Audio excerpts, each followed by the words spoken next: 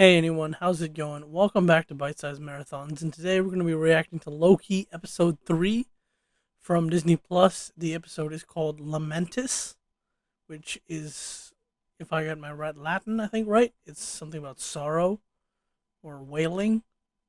I guess we'll see what that has to do with the episode. Also, this is the shortest episode yet, clocking in at 43 minutes. Last we saw Loki followed Lady Loki, Sylvie, into the time portal, and who knows where they're going to go next. Can't wait and see. Let's just get into the episode.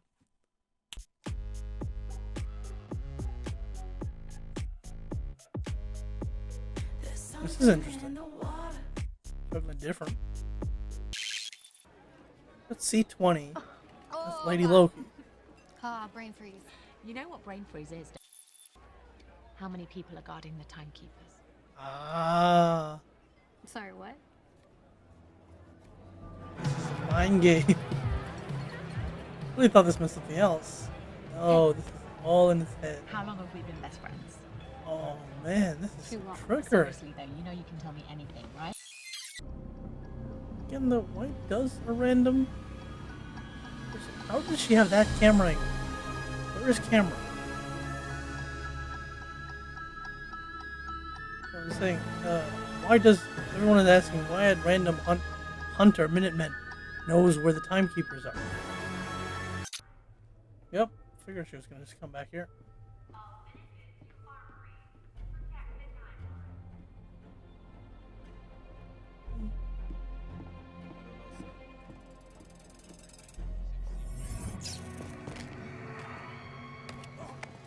Magic don't work here. Lady Loki. Oh god. Oh, the knives are important.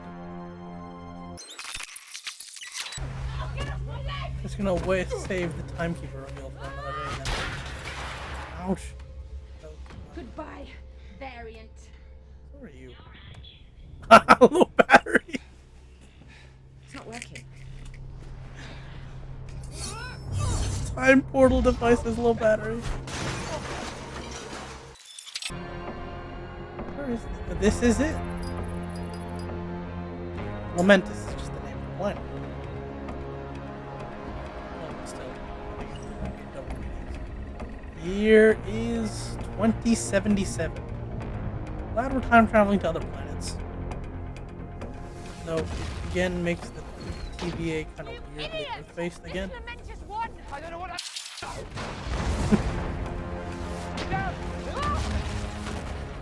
Loving this. You're so weird. He just calls someone weird. Are you really trying to do that? To him?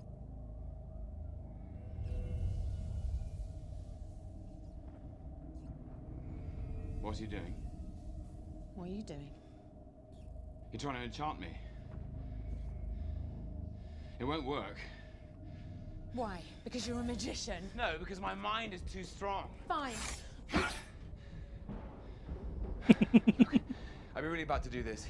Full of it, because you need me to get that thing recharged. That's the only reason you saved me out there. No, he's a nice Maybe. Loki. Yeah. I mean, sure. That too. Yeah? What exactly makes a Loki a Loki?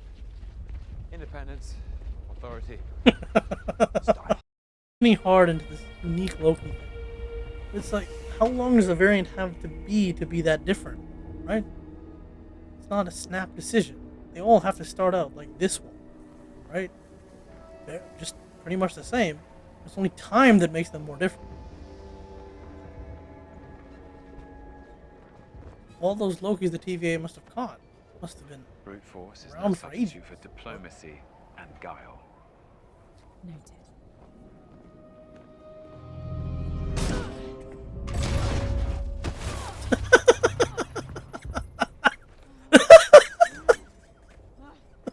It's remarkable that you even made it as far as you did. That's great. Sorry about that. Don't be. Come on, Loki. Hello, dear. Patrice? That's not gonna end well. It's been a long time. You're as beautiful as I remember. Hope that wouldn't work. Will they choose themselves in the temp pad or the evacuation ship? Even though they know the evacuation ship. Working together always works better. This isn't gonna end well. We know from the trailers there's a fight scene Good in here. evening, passengers. Hi.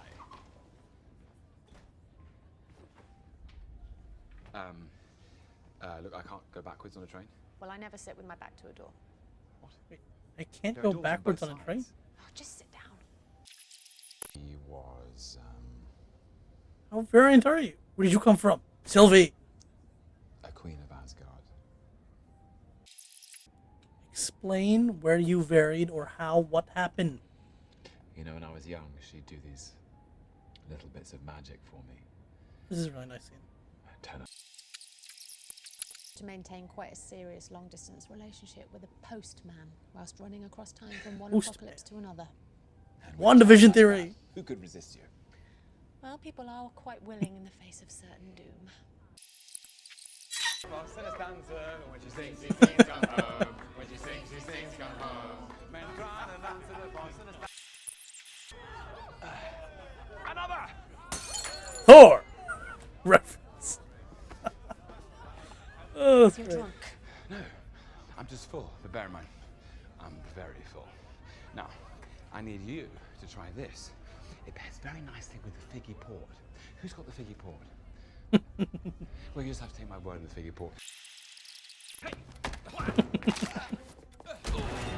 Oh.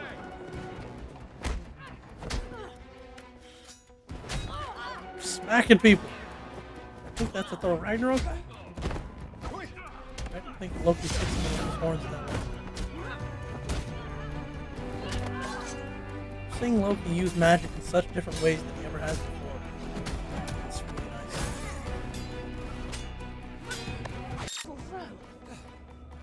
Oh, will you stop it? nice. Bye.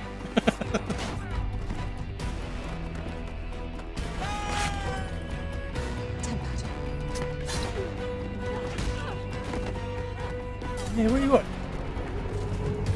Actually thrown out Loki? Really?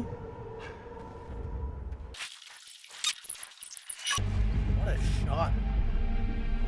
Walking around the train tracks, the planet is just up there. Rainfall of the planet. You Or the know, moon. I don't think I've ever walked this much.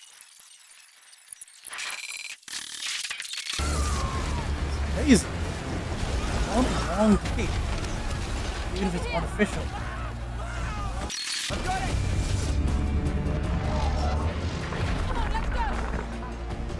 What was that?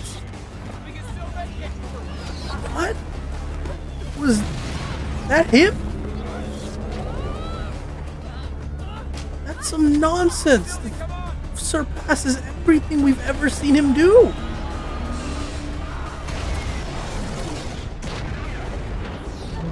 Well, there goes that plan.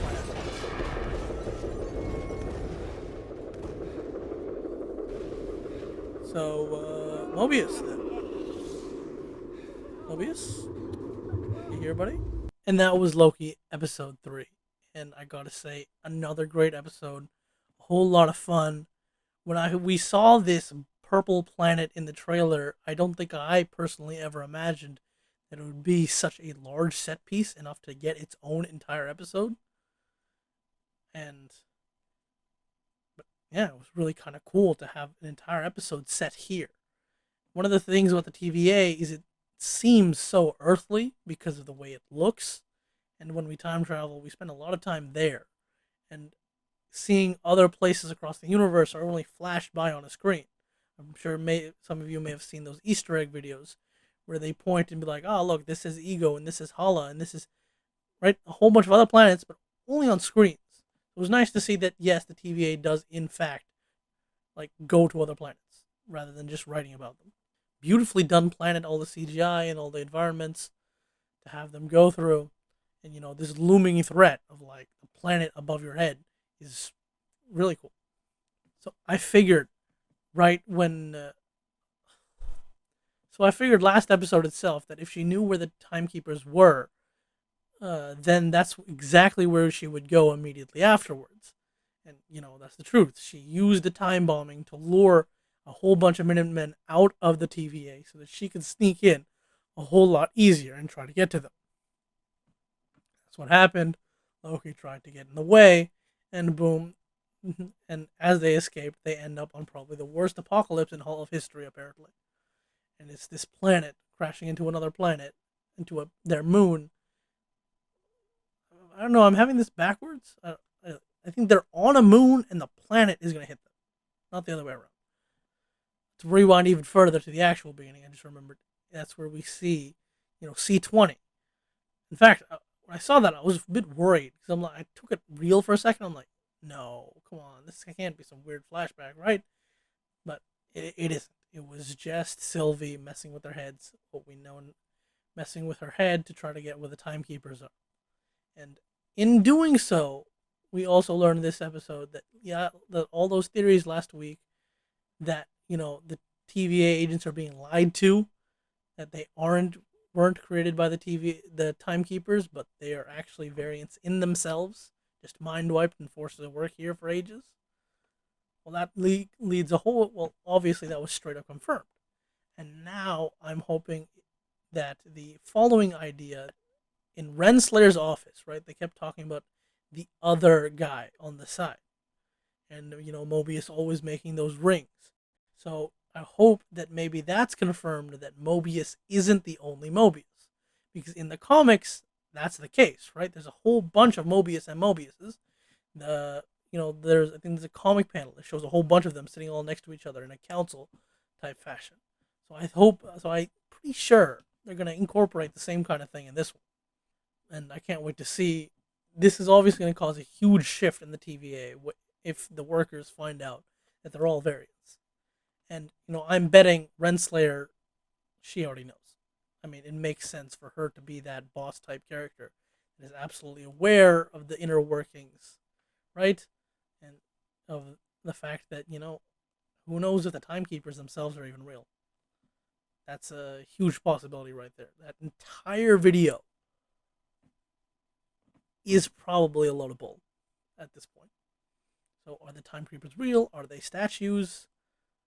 Do they even have the power they say they have? Who knows?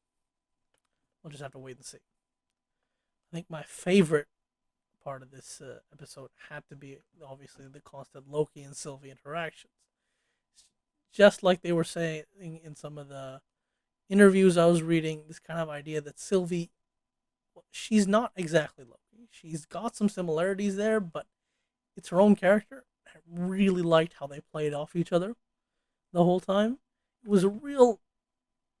was like an interesting sibling relationship, a different kind of one than, Thor and Loki had over these many years. But Sylvie and Loki are like, I don't know, bickering twins, I'd say. They can play off each other, work with each other, marvel over each other's abilities. Speaking of abilities, just a slight tangent. I need to say again, that last thing, that tower, that massive looking tower was going to fall on them. And Loki apparently rewound it back into place. I'm sorry, but that is a magic on a scale we've never seen him do. Like, why haven't you done this kind of thing before? What did you just do there? Unless it wasn't him. But it looked like it was him. Just no green glow or anything. It's just like, what just happened here? Really shocking. It kind of like threw me off that entire back half for the rest of the episode. I'm still waiting a little bit more of Sylvie's backstory. Exactly how clearly she's far more of a variant than our Loki is. Our Loki is just, hey, look, here's Avengers, and we took them out of that. But Sylvie, she's hinting that her history is wildly different. I mean, the fact that she doesn't know her mother as well as Loki knew Frigga. Is her mother even Frigga? She was told about her frost giant adoption much earlier than Loki was. she's not a variant because she's doing something she wasn't supposed to do. Right? That's what being a variant is, doing something you're not supposed to do in the sacred timeline, right? But her history is so vastly different. She can't be from the original timeline. I mean, it can't be her fault, right? That that something changed. Unless it could be. Could Loki in his their childhood do something so severe that knocks Frigga out of the picture much earlier and leads him down the path to becoming Sylvie? I don't know. Hopefully we'll get a clearer picture on what's up with her. The idea of they're definitely delving into this enchantment power a whole lot. Okay, she's got this enchantment mind control power. That's not something Loki has, even though he knows what it is. And it's really interesting to see their play off of powers. Now, another thing may be weird to talk about, but they were talking about love in this episode. Love is like a dagger. I actually liked what Loki said. It was kind of nice. But are they going to get... I'm sure people are now going to ship Loki and Sylvie together. Because... And I'm not sure how against it I am. Because, again, she's not as similar as Loki is. She's got a very different history. All in all, another spectacular episode.